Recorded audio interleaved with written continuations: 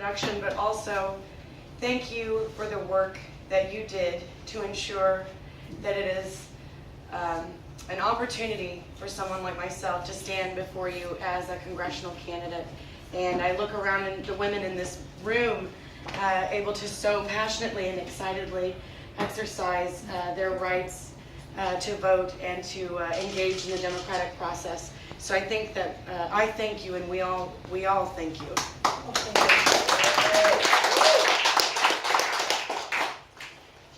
Just as Emily worked her entire life to ensure that women that came after her were not a victim of the same oppression that she experienced, we too are working to ensure that we are, these stories that we talk about in women in politics and issues that we have professionally and socially that are caused by lack of equality, lack of gender equality, economic issues that we face. We are all gathering this year. Obviously, this will not end the fight, but we are gathering this year to do everything that we can to ensure that those stories are our own and not our daughters. Yes. Yes. Yes. Yes. Thank you.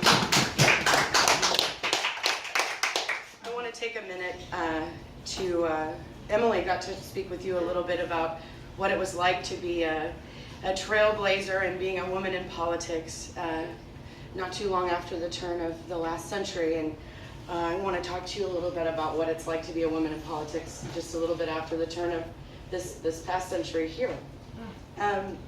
When I first filed for office in 2014, immediately after the evening news ran, I got a phone call from a friend of mine who's in her 80s, and I picked up the phone and said hello, and we started talking, and I assumed that she was calling to congratulate me on entering such an ambitious project.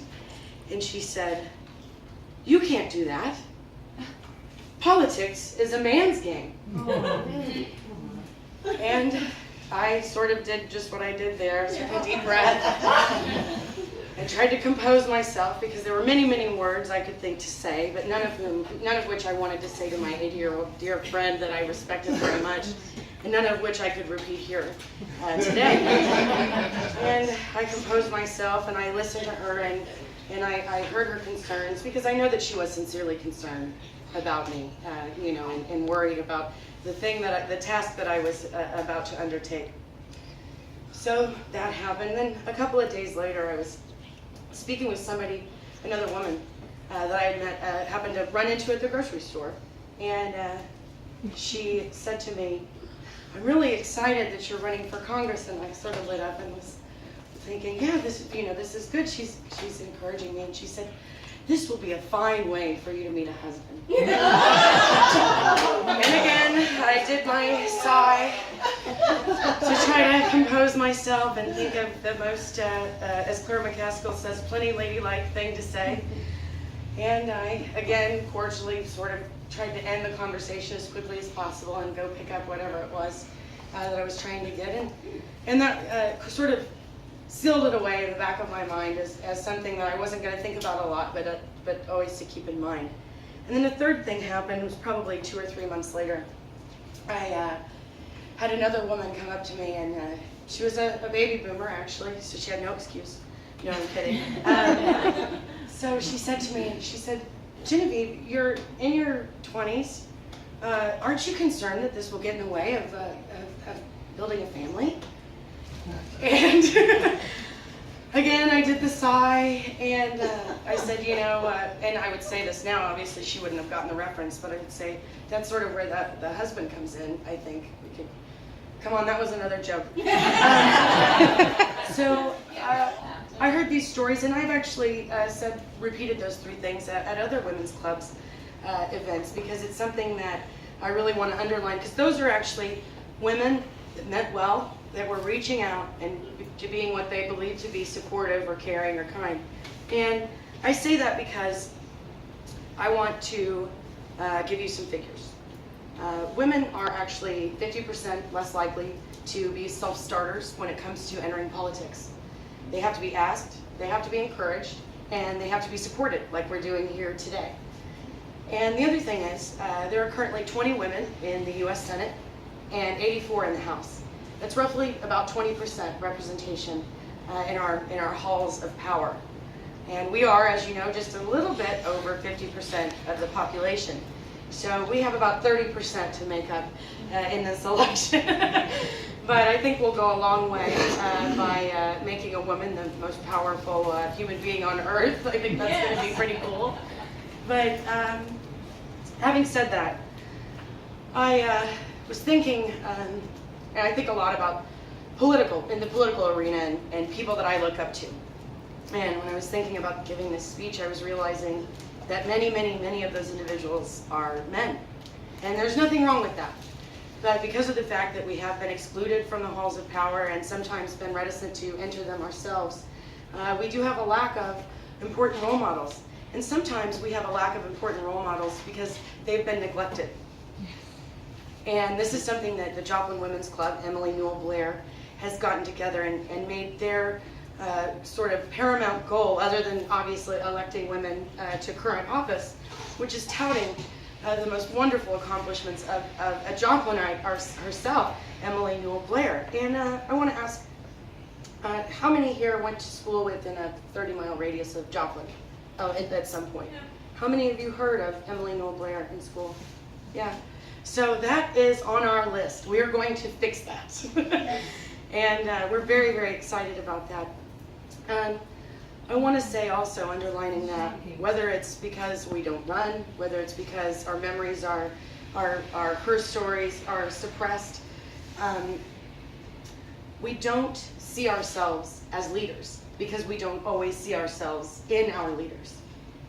And it is definitely time to change that. Yes. I am, thank you.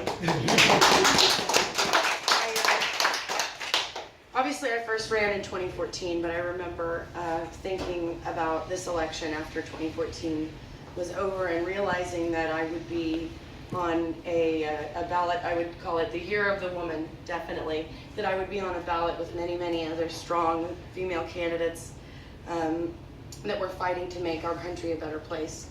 And I think about some of the women that are running in statewide elections. We will actually be electing many firsts in Missouri. Our first African-American statewide office holder, who's also a woman, Robin Smith. We have Judy Baker, who's running for treasurer. Thank you. We have Teresa Hensley, who is running for Attorney General. Who did I know? I always hesitate to list people because I always leave someone out. Oh, well, and we have, obviously, Hillary. Hillary. Of course, Hillary. And we also have a wonderful senator in Claire McCaskill, so that's always very exciting. And not only do we have Claire McCaskill as our senator, we do not have Todd Akin as our senator. Having said that, I would really like it if we could look back and feel that same way about Billy Long. Yes. And even though Jason Kander happens to be male, we won't hold that against him, but also we would like to think that about Roy Blunt.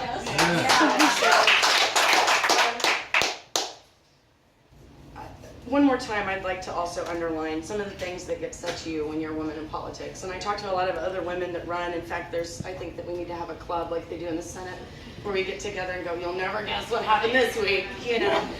And I was thinking about how many times I'd had people walk up and say, you should wear this, or you should not do that, don't wear heels, wear flats, change your hair, do this, put less makeup on, put more makeup on, do this, do that. I am really looking forward to ensuring that the next generation of women running for office don't hear that. Yeah. And if they do hear it, they don't care. They do as what is it? Do what feels right, you know. So I'm really looking forward to having that be a world that we can offer to young women like JD.